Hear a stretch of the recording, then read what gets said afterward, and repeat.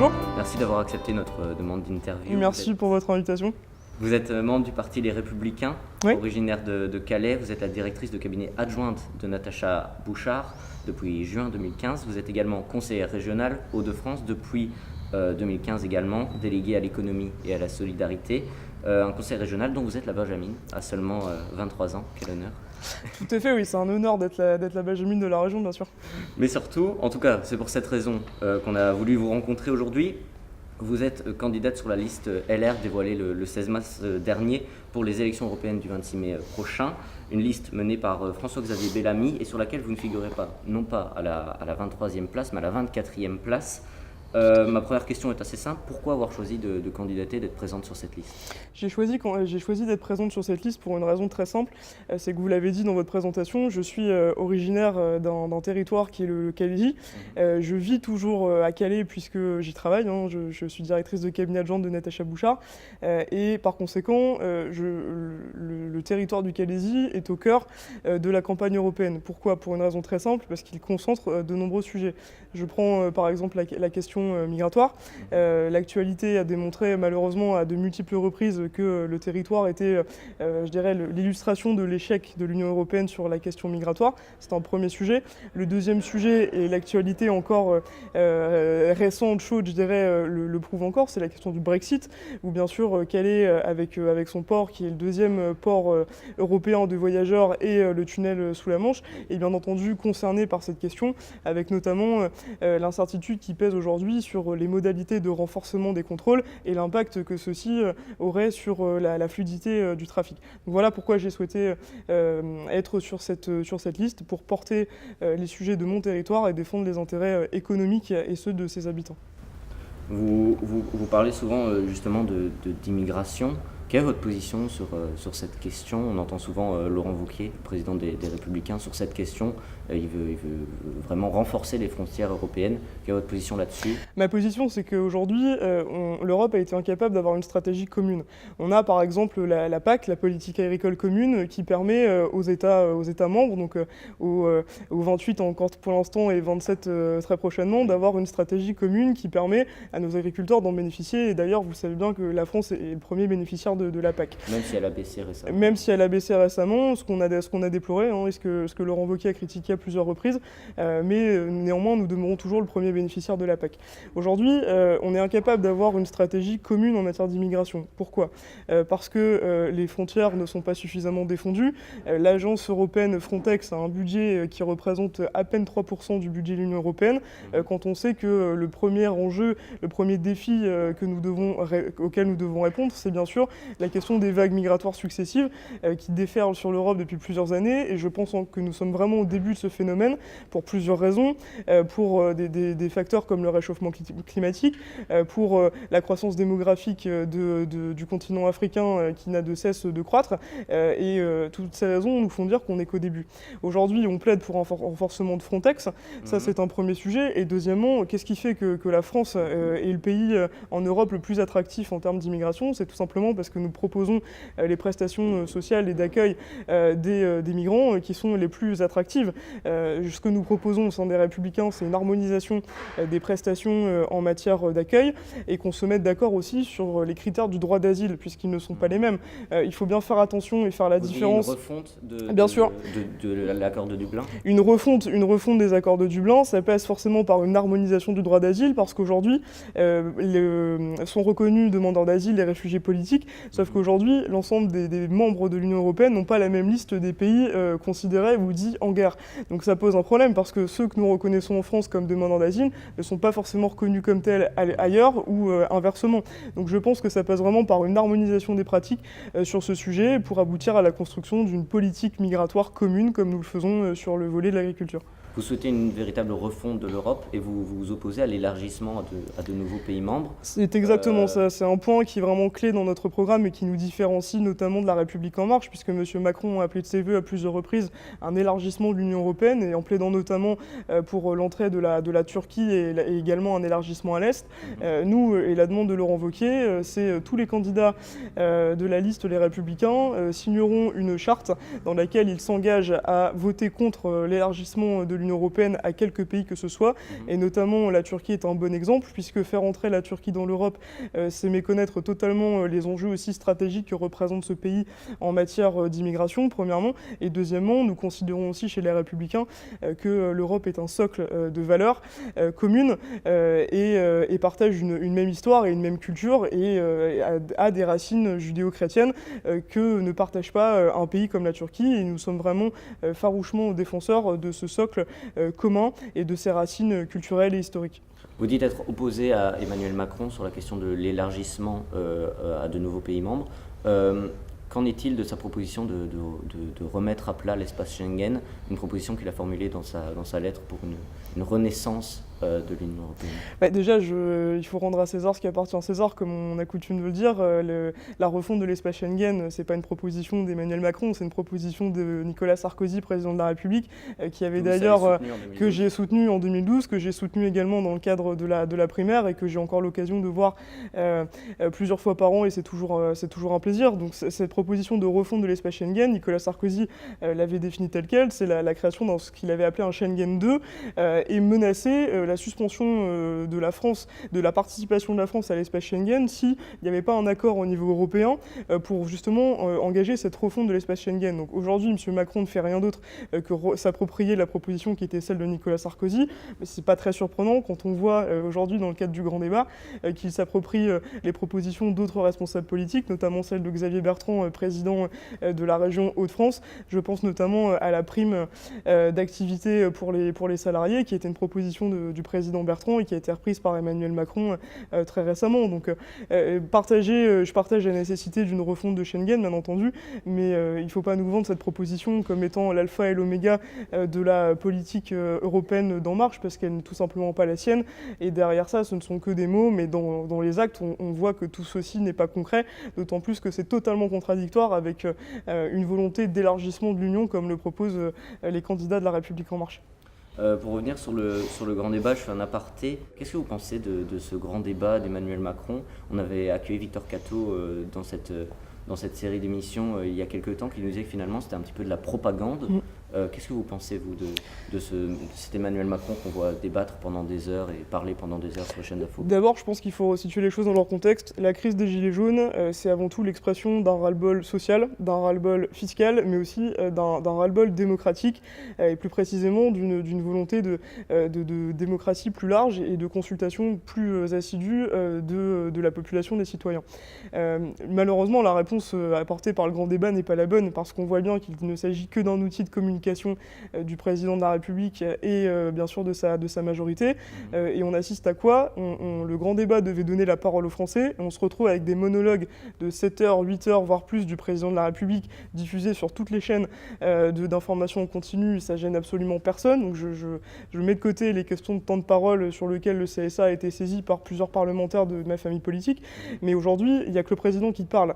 Et ça, c'est un premier point. Et le deuxième, c'est qu'on voit bien que le gouvernement a du mal à sortir, parce que clore le grand débat, c'est très bien, mais derrière, encore faut-il faire des propositions. Parce que s'ils pensent que les Français vont se contenter de quelques semaines d'expression télévisée du président de la République, mais qu'il n'y a pas de proposition derrière, ils se mettent vraiment le doigt dans l'œil et ils n'ont absolument rien compris. Donc moi, j'attends du président des propositions claires qui apportent des réponses concrètes et des mesures efficaces et rapides, surtout, à l'urgence sociale, démocratique et fiscale en priorité, qui ont été mis sur la table par les Français depuis le début du mouvement des Gilets jaunes. Je voudrais revenir sur l'Europe. Vous opposez beaucoup le Rassemblement national et la République En Marche. C'est d'ailleurs le tweet épinglé en haut de votre profil Twitter. Face au duel RN-LREM, qu'on tente de nous imposer, nous proposons une troisième voie chez LR. On peut lire la même chose sur le site internet des Républicains. Oui. Êtes-vous la seule véritable alternative finalement à droite? Aujourd'hui, c'est simple. On essaie de nous imposer depuis quelques temps un duel qui voudrait que entre la République En Marche d'un côté et le Rassemblement national de l'autre, il n'y aurait rien du tout, circuler, il n'y a rien à voir. Aujourd'hui, nous sommes la seule formation politique qui soit européenne, mais qui soit en même temps vigilante sur la tournure qu'a pris aussi qu'a prise l'Union européenne. Contrairement au Rassemblement national qui nous dit vous ne pouvez pas être patriote, entre guillemets, vous ne pouvez pas défendre les intérêts de votre pays et en même temps être pro-européen, c'est une hérésie totale. Et de l'autre côté, on a M. Macron qui privilégie la souveraineté, ce qu'il appelle la souveraineté européenne, à la souveraineté nationale, et en disant que de toute façon, il n'y a plus de culture nationale, il n'y a qu'une culture européenne. Nous, on s'inscrit totalement en faux avec ça pour les raisons que j'ai déjà évoquées tout à l'heure. Et aujourd'hui, force est de constater, M. Mélenchon, la France Insoumise, propose exactement la même chose. De toute façon, le programme du Rassemblement national et de la France Insoumise est le même, hormis sur les questions migratoires. Donc lui, c'est toujours moins d'Europe, et au final, on propose quoi ? On propose de se refermer sur soi-même, ce qui condamnerait totalement le développement économique de la France, notamment de nos entreprises qu'on encourage à exporter pour se développer. Et de l'autre côté, La République En Marche, c'est on ouvre les frontières à tout va et on va vers un système fédéral et technocratique que nous dénonçons parce qu'il éloigne les citoyens encore davantage de l'Europe, et nous nous inscrivons également totalement faux vis-à-vis de ça. Donc entre ces deux voies, le seul vote utile quand on est européen mais qu'en même temps on a à cœur de défendre les intérêts économiques et de défense de la France, c'est celui des Républicains. Finalement, vous êtes d'accord avec Laurent Wauquiez quand il dit que les Français ne sont pas contre l'Europe, mais contre ce qu'elle est devenue? Tout à fait, c'est une formule qui résume très bien les choses. Les Français ne sont pas contre l'Europe, les Français sont européens, parce qu'on a toujours eu, c'est culturel, je dirais, chez nous, ça fait partie presque de nos gènes, on a une volonté d'ouverture sur le monde, et la France est le reflet aussi de cette ouverture sur le monde, de tout ce qu'on a pu transmettre. Voilà, on est le pays qui incarne le mieux les Lumières, et ça, je pense que c'est très important de le marteler. Et donc, effectivement, les Français ne sont pas contre l'Europe, ils sont simplement contre ce qu'elle est devenue et contre ce qu'elle tente de leur imposer à longueur d'année contre leur volonté, et aussi, il faut le dire, avec la complicité des gouvernements qui ont tendance à faire porter beaucoup de choses par la Commission européenne, alors qu'en réalité, ce sont eux qui approuvent au final les décisions. C'est ce que vous reprochez à Emmanuel Macron, de continuer à faire ce qui ne marche pas, pour reprendre les termes de Laurent Wauquiez. Mais est-ce que vraiment il n'y a rien de bon à prendre dans ce que propose Emmanuel Macron? Faut-il vraiment tout nier en bloc, tout rejeter en bloc? Il n'est pas question de tout nier en bloc. On n'est pas dans un débat binaire ou avec une vision manichéenne des choses. J'appartiens à une famille politique depuis mes 16 ans. Aussi à Emmanuel Macron, c'est oui, manière des choses. Bien sûr, mais c'est une manière mais qui l'arrange, mais pour des raisons électorales. On n'est même pas là pour le coup sur une raison, je dirais, sur un débat d'idées. On est simplement sur un débat électoral, parce qu'il sait très bien que quand il se retrouve en tête-à-tête avec le Front National, et c'est ce qui s'est passé au second tour de la présidentielle, forcément avec l'union des forces républicaines et des partis de gouvernement qui appellent à faire barrage au Front National, il est élu. Voilà, c'est simplement une raison électorale. Je n'ai pas une vision manichéenne des choses, mais je suis candidate forcément des Républicains, j'appartiens à cette famille politique depuis mes 16 ans, j'ai toujours été fidèle, je ne suis pas là pour faire la promotion des idées du gouvernement. Et je pense que la meilleure façon de défendre notre programme, c'est d'aller le partager avec les citoyens et de faire connaître nos propositions le plus largement possible. C'est une campagne qui est très courte, donc il y a peu de temps, il n'y a pas de temps à perdre pour se concentrer sur les propositions des autres, hormis pour dénoncer celles qui nous semblent vraiment dangereuses pour nos intérêts nationaux, comme par exemple, vous y faisiez référence tout à l'heure à la proposition d'En Marche d'élargir l'Union européenne et de favoriser l'adhésion, l'entrée de nouveaux pays. Une dernière question sur l'Europe avant de passer au thème de l'écologie. Oui. Vous posez finalement en alternative, mais pour l'instant, selon le dernier sondage, vous êtes crédité de 12 à 14%, ce qui vous place loin derrière La République En Marche, attribué à 24%, et le Rassemblement national à 22% environ. Comment y arriver? Comment souhaitez-vous remonter dans les sondages? Déjà, les sondages, je pense que les dernières années ont montré que tout ça était quand même assez aléatoire, puisque si les sondages étaient une science exacte, Dominique Strauss-Kahn aurait été président de la République et Alain Juppé lui aurait succédé. Au final, c'est pas entièrement fiable, mais ça reste un indicateur quand même. Ça reste un indicateur, mais sur les dernières élections, si on regardait les sondages, Alain Juppé devait remporter haut la main la primaire de la droite et du centre, il devait être président de la République, et avant cela, Dominique Strauss-Kahn devait remporter la primaire de la gauche et être président de la République à la place de François Hollande. Donc ça n'est qu'un indicateur. Après, si on s'attarde sur cette question, on a quand même été crédité dans un sondage Odoxa, il me semble, à 8%. Le dernier qui a été publié nous place à 14%. Donc quand même, voilà, exactement, une augmentation de 6 points. Moi, je pense que cette augmentation, elle est due aussi au choix de la tête de liste François-Xavier Bellamy, qui, contrairement aux caricatures qu'on a pu faire de lui, démontre jour après jour qu'il n'est pas le conseiller conservateur qu'on veut bien le dire. Et encore une fois, être conservateur, c'est pas être contre le progrès. Être conservateur, c'est être contre toujours plus de ce qui ne fonctionne pas et d'encourager le progrès pour le progrès. Je pense que c'est ça la grosse différence. Et tout simplement, c'est l'incarnation des valeurs de la droite. On s'est trop excusé d'être de droite, on s'est trop renié pour faire plaisir au plus grand nombre. Ça revient souvent oui, parce que c'est la vérité, parce que pour moi, ce mouvement, ce décrochage, si vous voulez, il vient de l'après-défaite à la présidentielle de Sarkozy en 2012, et parce que c'était aussi condamné par la bien-pensance médiatique et parisienne qu'il fallait arrêter d'être de droite, parce que être de droite, ça revenait à courir après le Front National. Aujourd'hui, on arrête d'avoir ce discours-là, on est clair sur nos idées, sur les sujets notamment qui sont les priorités de notre électorat, donc forcément la lutte contre le terrorisme qui est aussi au cœur de notre programme, et la lutte contre l'immigration illégale. Donc aujourd'hui, on parle de ces sujets, on ose enfin en parler, et on voit que quand on s'exprime clairement et qu'on marque notre différence entre La République En Marche et le Rassemblement National, on voit que notre électorat est sensible à ces propositions, et ça se traduit aujourd'hui par cette remontée dans les sondages. Je pense qu'on peut créer la surprise, qu'on est capable de créer la surprise et de faire mieux que ce que les sondages nous donnent comme intention de vote aujourd'hui. Mais encore une fois, tout ça est très aléatoire. Je ne regarde pas les sondages. Moi, ce qui m'intéresse, c'est ce que les gens me disent, parce que c'est le meilleur baromètre. Et c'est en fonction de ça, justement, qu'il faut adapter les propositions et faire évoluer aussi le discours qu'on porte.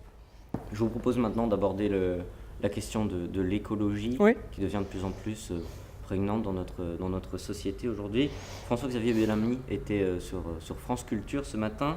Il a déclaré « Ma droite sait que la prospérité économique est garante de la justice sociale, mais elle sait aussi qu'il y a d'abord quelque chose à transmettre. Pour rendre notre monde vivable, il faut réconcilier écologie et économie. » J'aimerais vous faire réagir sur ces propos. Est-ce que M. Bellamy aborde la question écologique ? Hier, Pascal Canfin, sur France Inter, déclarait que l'échiquier politique avait conscience de l'urgence climatique, mais seulement jusqu'à la République En Marche, et que les Républicains et le Rassemblement National n'en avaient que faire finalement. Quel est votre avis là-dessus ? Bon, bien sûr, je partage totalement ce qui a été dit ce matin sur France Culture par François-Xavier Bellamy.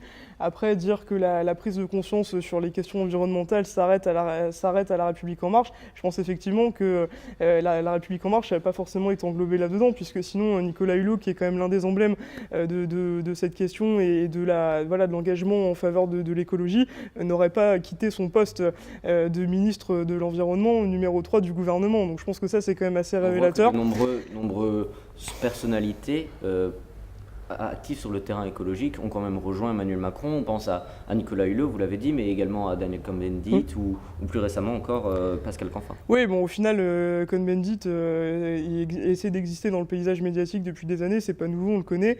Ça fait partie des personnes qui ne vivent que sur les plateaux télé et dans la presse. En attendant, il n'a pas rejoint le gouvernement, il n'a pas été présenté sur une liste En Marche, donc c'est un engagement qui est quand même assez modéré.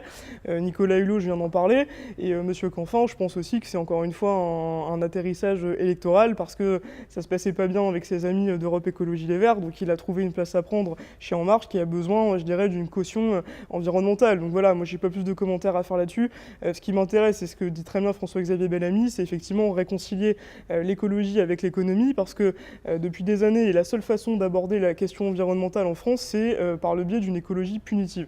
Donc c'est quoi une écologie punitive ? C'est on impose les choses aux Français, ça se fait sans explication, sans concertation, et surtout ça se traduit toujours par plus de taxes. On l'a vu avec la taxe carbone, l'éternel serpent de mer, on l'a suspendu, là on nous parle de la reprendre, ça montre bien que le gouvernement n'a rien compris à la crise des gilets jaunes, qui est l'expression d'un ras-le-bol fiscal. Là, il propose quoi ? Il propose de remettre une taxe. C'est pas comme ça qu'on va réconcilier les Français avec l'écologie, et effectivement, ceci ne doit pas se faire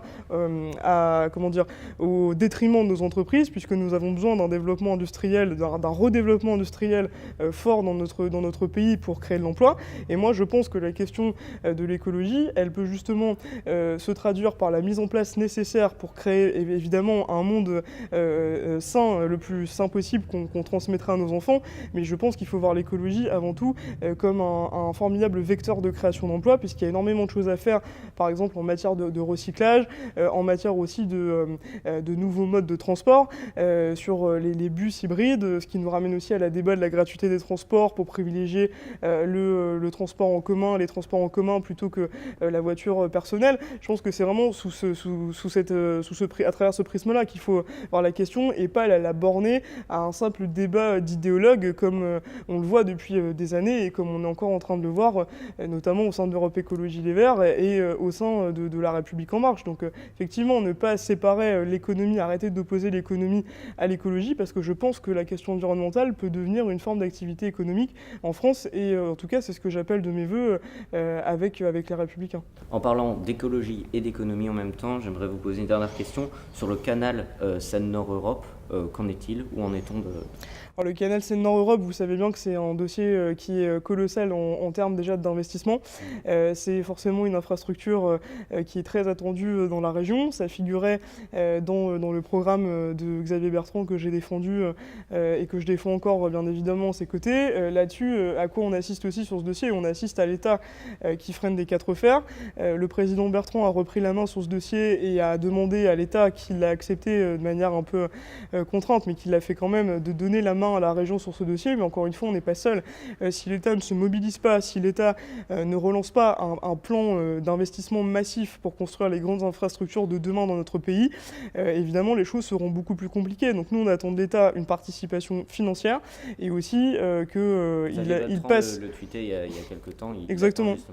On attend des réponses de l'État et on attend aussi de la part du gouvernement que des consignes soient données aux services de l'État qui sont extrêmement puissants vu la lourdeur bien sûr de notre système administratif en France et que les choses aillent plus vite parce que ça fait des années qu'on parle du canal Seine-Nord, mais je prends un autre exemple. Il y a le projet Calais-Port 2015 qui est l'extension du port de Calais qui consiste en fait à doubler la capacité d'accueil du port. Il s'appelle Calais-Port 2015, on est en 2019, les travaux ne sont pas terminés. Ils seront terminés à l'horizon 2021-2022. C'est un projet qui fait 500 millions d'euros. Et encore une fois, il a fallu tordre le bras de l'État. Donc on assiste toujours en fait à cette opposition entre les élus locaux dont fait partie bien sûr le président de région et de l'autre côté les membres du gouvernement qui vous disent oui à chaque fois que vous les voyez, parce qu'évidemment ils ne vont pas vous dire qu'ils sont contre un projet de développement tel que le canal Seine-Nord qui est crucial pour le développement de la région et bien sûr pour la création d'emplois et aussi pour bien sûr alléger le trafic sur nos routes, parce qu'il faut évidemment privilégier d'autres modes de transport des marchandises pour enlever les poids lourds des autoroutes. Mais aujourd'hui, on n'est que dans les paroles. Nous, on attend des actes parce que les habitants de la région, ils n'en ont rien à faire de la méthode. Ce qu'ils attendent, c'est des résultats. Et je pense que cette image, elle s'applique aussi aux Français de manière générale. Merci Faustine Maliard d'être venue nous parler aujourd'hui. Merci à vous pour votre invitation et vos questions pertinentes. Merci.